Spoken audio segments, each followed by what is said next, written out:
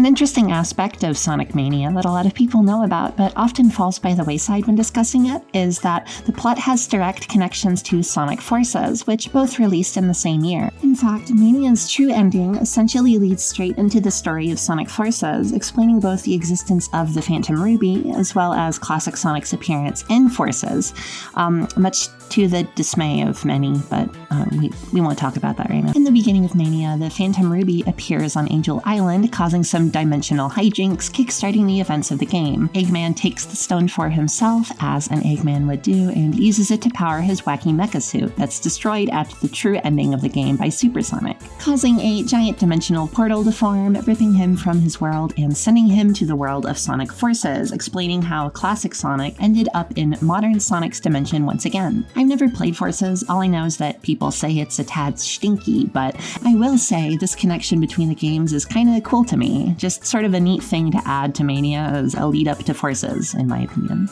But there's another really interesting detail amidst all this that often goes undiscussed for some reason that I find even cooler. And yes, it's a musical one, of course. Look what you're watching. I mean, you might have noticed already that the final boss battle fought in the true ending features a more pumped up, high energy remix of the Hard-Boiled Heavy's battle theme from earlier in the game.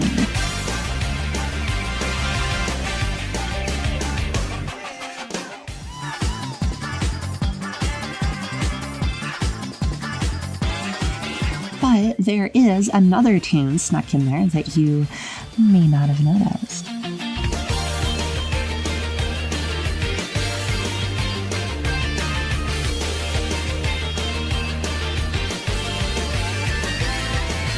Yeah, this is a slightly altered section from the main chorus of Fist Bump, the theme of Sonic Forces.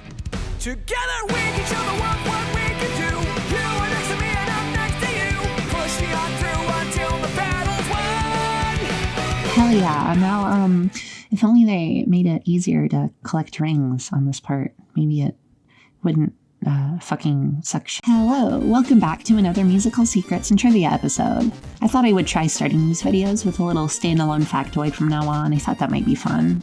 So, as someone who lazily introduces the main part of their video with a mention to a recent topical thing that just happened would say, hey, so that Sonic Origins just came out, huh? There's been a bit of a discussion surrounding the quality of this classic Sonic collection as of recent, but one of the biggest ones has been that of Sonic 3's new music. Yeah, new music. 3 levels in this game had their tracks completely replaced: Carnival Night Zone, Ice Cap Zone, and Lunch Base Zone, due to copyright-related reasons.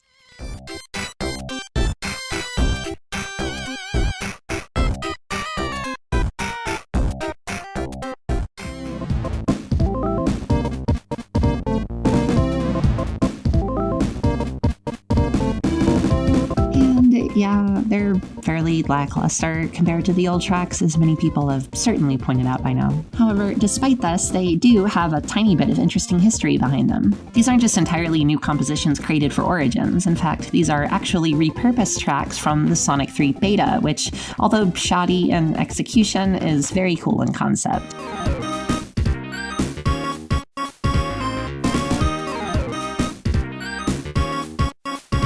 These beta tracks actually have been used in an official capacity even before this point, though, in the Sonic 3 PC version, although here they sound probably at their worst, if I'm being honest.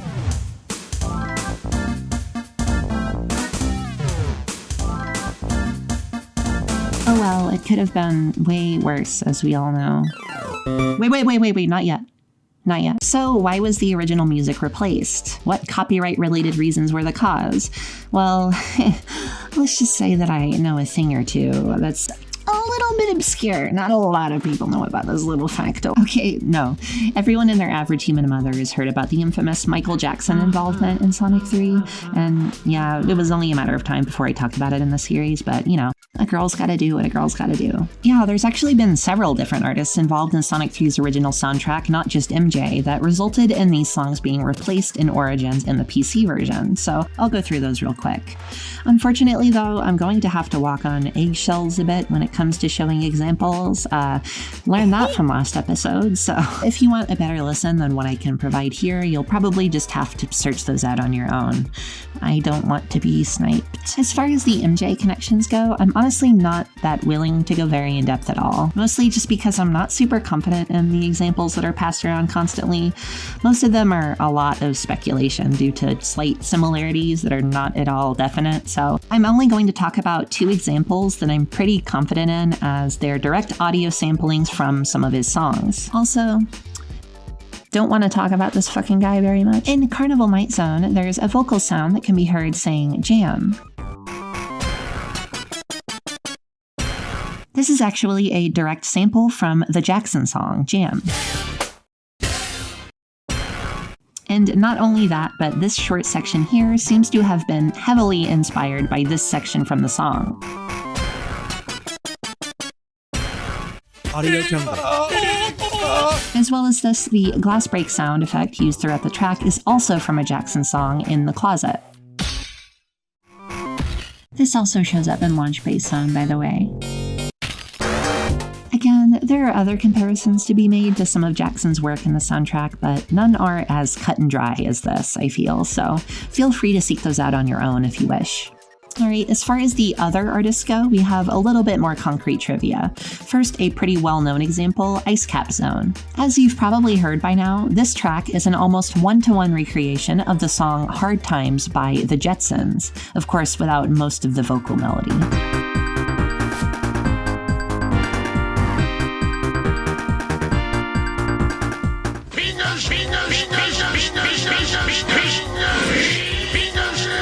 For a while, people misattributed this track to Jackson, saying it was Smooth Criminal due to the slight similarities in bassline, which is of course untrue. However, Brad Buxer, the keyboardist for the band, has heavy connections to Jackson, having collaborated with him often and even being his musical director for a while. So, you know, they were a step or two away from the correct answer, I guess. Oh, and just a little interesting fact I found fun. In 2020, they actually did a re-release of Hard Times as a vinyl single, featuring the background of Ice Cap Zone Act 1 as the album art. They even pressed it on blue vinyl, that's just super cute, what the hell. Okay, another track with some sample usage is Launch Base Zone. Why don't you go launch some bitches? This features an incredibly short sample that gets repeated throughout the entire song, this little go sound.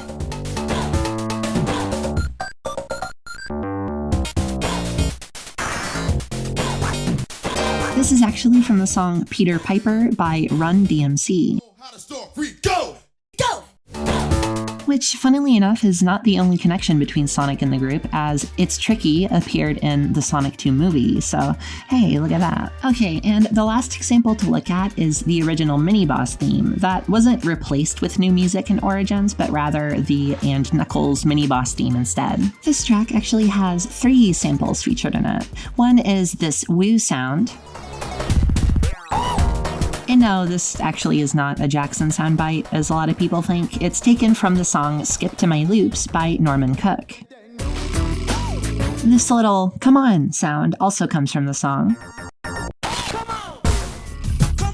And this little shout noise is taken from James Brown's Say It Loud, I'm Black and I'm Proud.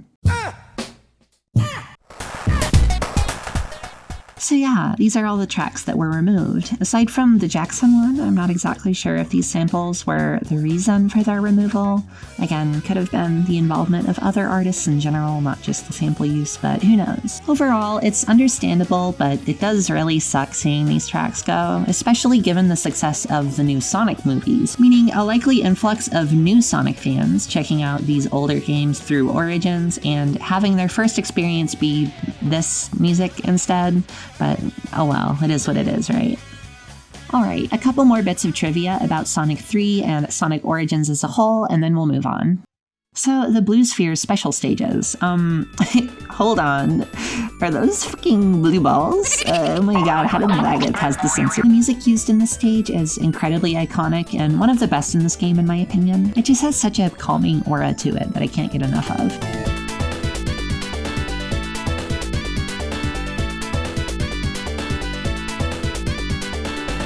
Although the tune made its official debut in this game, it wasn't created for it originally. In fact, this was composed for a game that went completely unreleased, a beta arcade game called Segasonic Bros. This is the second time this game has been brought up on my channel, which is kind of weird. It sounds pretty much identical to Sonic 3's version, aside from maybe a slight difference in sound mixing, which, goes to show how perfect the track is, I guess. Damn.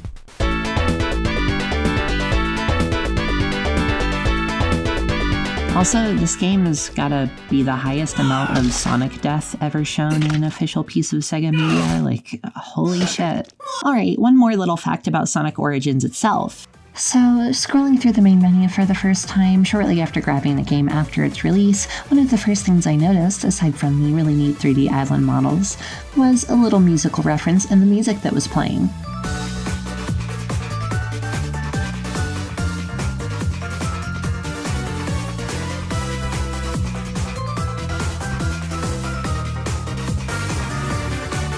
As you've most likely noticed as well, this is a quote from Starlight Zone from Sonic 1.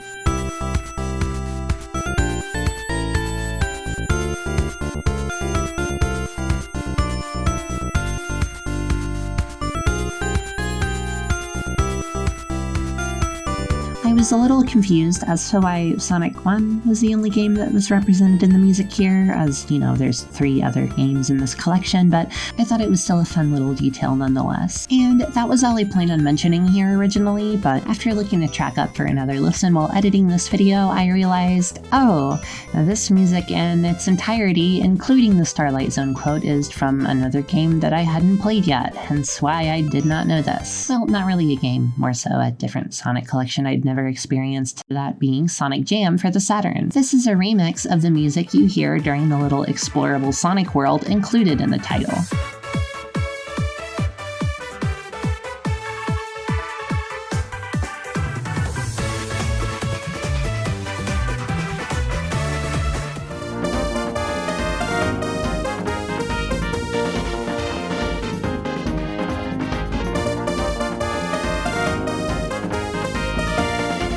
I am really glad I caught that in time before, embarrassing myself with yet another mistake. But,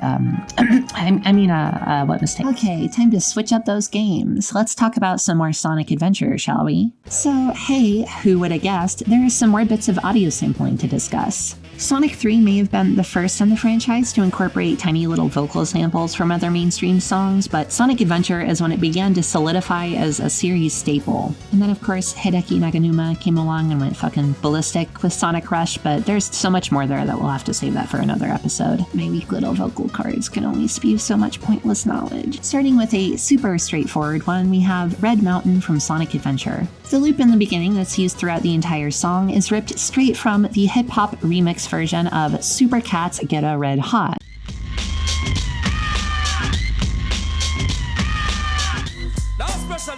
Oh no way. It says red, like the title. Okay, so here's another fun one.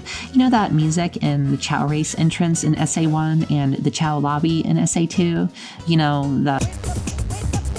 As you might have guessed, this odd vocal part that's reached almost meme-like status by this point is a sample, that being the amazing vocals of the Raga Twins, whose voices are incredibly popular in the dance and techno scene. This bit is specifically from the intro to the track Lamborghini by Shut Up and Dance. With the biggest requests in all manner of things. Not only this, but we have another sample in the same song that this time is not from a song. This is actually a direct line from an episode of the A-Team, of all things. This is the old Diamondback, Pecos Bob Steele, laying the wax and spinning the sounds for you. And yes, the episode this is from involves the queer pop artist Boy George as himself because of a wacky mix-up, having to pretend to be a Western cowboy singer and perform to a bar full of homophobic rednecks. Just in case you were wondering. Alright, one more Sonic Adventure tidbit to leave off on. In Speed Highway, during the police chase sequence down the building, the track Goin' Down plays that features some hard-to-make-out spoken rap lyrics, very reminiscent of the old Metallic Madness days.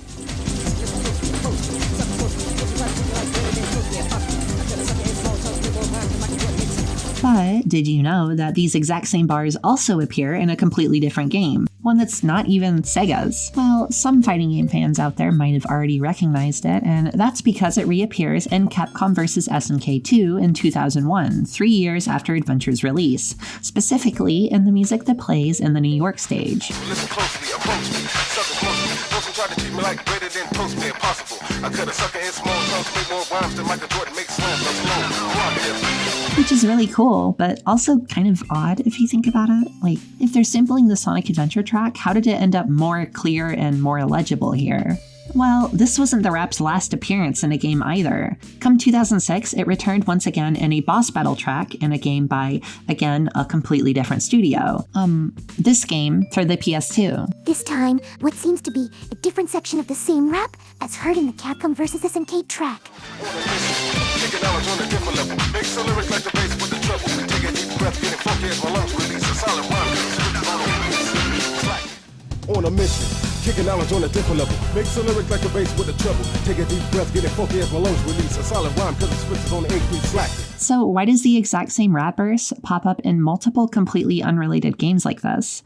Well, that's because this vocal track is from an audio source library and just happened to be used by all three composers. In fact, almost all of the samples that I covered in this episode also appear in audio sample libraries and is likely where Sega got them from. However, as far as I can tell, this rap track was made specifically for this library and has no other origin. I normally don't cover audio sources if they were exclusively from an audio library with no media origin of its own, as that's kind of boring to talk about, but the fact that this super distinct lyrical vocal track appears across multiple games made this an interesting and unique case, so I had to mention it. Check it out, I'm in the house like Park. And if it's too many heads in my blunt, I'm gonna spark it out, put it in my pocket, and save it like rocket. To everybody. Alright, that does it for this one. Finally got back to Sonic after, goddamn, a whole year. Has it really been that long? Again, there is a lot more Sonic music trivia to discuss, so stick around for whenever I get back to covering more. As always, if you have any bits of trivia yourself, let me know in the comments. If it's something I didn't know about, I might even shout you out in a future episode, who knows. And if there's any other series you'd like to see me cover, throw that down there as well. Don't worry, this isn't just me fishing for engagement. I genuinely like to see what you all are interested in to gauge future installments. It helps me out. And I'd like to thank my Skrunklies over on Patreon. Thank you for supporting me.